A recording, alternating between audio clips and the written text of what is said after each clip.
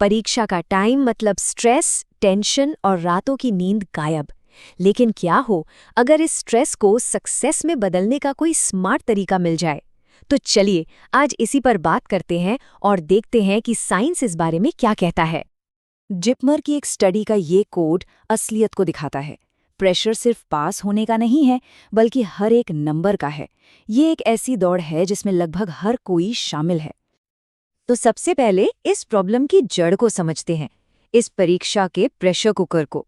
आखिर ये इतना तनाव आता कहाँ से है? देखिए, ये जो चिंता है ना, ये सिर्फ मार्क्स की नहीं है। इसमें फेल होने का डर है, अपने माता पिता और टीचर्स को निराश करने की फिक्र भी है। और अक्सर होता ये है कि ये तनाव सिर्फ एक स्टूडेंट तक नहीं रहता, बल्कि ये पूरे परिवार पर असर डालता है और वक्त के साथ बढ़ता ही जाता है। लेकिन इस प्रेशर कुकर से निकलने का एक रास्ता है, और वो है ज्यादा मेहनत से नहीं, बल्कि स्मार्ट तरीके से पढ़ना। और सबसे दिलचस्प बात पता है क्या है? साइंस भी यही कहता है। मेमोरी कोई पैदाइशी टैलेंट नहीं है, ये एक स्किल है, एक हुनर है जिसे कोई भी सीख सकता है। और आज हम इसी स्किल को सीखने की बात करेंगे। तो चलिए अब कुछ ऐसी साइंटिफिक टेक्निक्स पर बात करते हैं जिनसे दिमाग की मेमोरी को सचमुच हैक किया जा सकता है और पढ़ाई को कई ज्यादा असरदार बनाया जा सकता है। ज्यादातर स्टूडेंट्स क्या करते हैं, एक ही चैप्टर को बार बार पढ़ते रहते हैं। ये तरीका उतना इफेक्टिव नहीं है। इसके बजाय जो असरदार तरीका है वो है एक्टिव रिकॉल, मतलब किताब बंद करके याद करने की कोशिश करना कि क्या पढ़ा था। जब दिमाग किसी जानकारी को दोबारा याद करने के लिए जोर लगाता है तो वो मेमोरी में और भी पक्की हो जाती है। अगली टेक्निक जिसे सबसे पावरफुल माना जाता है वो है स्पेस्ड रेपिटेशन।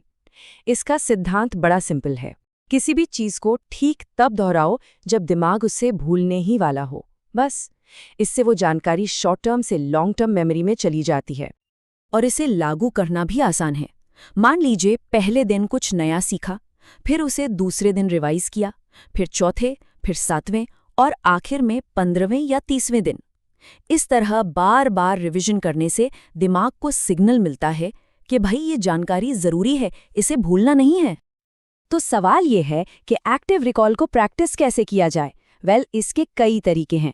किताब बंद करके खुद से सवाल पूछिए, जो भी याद है उसे कागज पर लिख डालिए, मॉक टेस्ट सॉल्व करिए, या फिर उस टॉपिक को किसी और को समझाइए।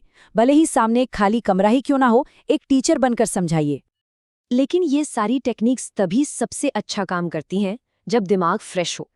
और यहीं पर आता है पढ़ाई का एक सीक्रेट वेपन, जिसके बारे में ज्यादातर लोग बात नहीं करते, खासकर एग्जाम के दिनों में। और वो है नींद। यकीन करना थोड़ा मुश्किल है, लेकिन एक अच्छी रात की नींद या पढ़ने के बाद एक छोटी सी झपकी भी मेमोरी को 40% तक बढ़ा सकती है। 40%!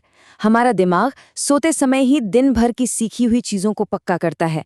इसे मेमोरी कंसोलिडेशन कहते हैं। इसलिए पूरी रात जागकर पढ़ना असल में फायदे से ज्यादा नुकसान ही करता है। ठीक है, तो सब कुछ याद कर लिया, लेकिन उसे एग्जाम में असरदार तरीके से पेश कैसे करें? चलिए अब आंसर शीट पर जीत हासिल करने की बात करते हैं। सबसे बड़ा सवाल जो स्टूडेंट्स के मन में आता है, जवाब पैराग्राफ में लिखें या पॉइंट्स में। कौन सा तरीका ज्यादा नंबर दिलाता है? स्क्रीन पर एक असली सीबीएसई की आंसर शीट है। आजकल एक बहुत बड़ा बदलाव देखा जा रहा है। टीचर्स भी ये मानते हैं कि अच्छी तरह से स्ट्रक्चर किए गए पॉइंट वाइज जवाब ज्यादा साफ और असरदार लगते हैं। ये एक और उदाहरण देखिए। हेडिंग्स और सब हेडिंग्स का इस्तेमाल करने से आपके विचार व्यवस्थित लगते हैं और एग्जामिनर के लिए भी जवाब को समझना और जांचना आसान हो जाता है। इससे अच्छे नंबर मिलने की उम्मीद बढ़ जाती है। तो जीतने का फॉर्मूला क्या है?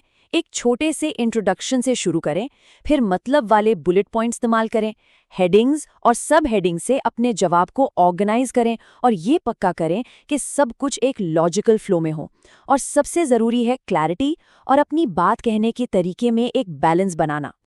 लेकिन ये सब कुछ सिर्फ अच्छे नंबर लाने के बारे में नहीं है। इन टेक्निक्स का असली मकसद इससे कहीं बढ़कर है। तो आज की ज़रूरी बातें क्या हैं? पहली, स्पेस्ड रेपिटिशन और एक्टिव रिकॉल से मेमोरी को मास्टर करना। दूसरी, क्लैरिटी के लिए जवाबों को सही ढंग से प्रेजेंट करना। और तीसरी, अच्छी मेमोरी के लिए नींद को कभी भी नज़रअंदाज ना करना। सबसे ज़रूरी बात यह है कि ये सिर्फ एग्जाम पास करने की ट्रिक्स नहीं है, ये लाइफ लॉन्ग स्किल्स हैं, चाहे वो असरदार तरीके से सीखना हो या किसी भी तरह के प्रेशर को मैनेज करना हो।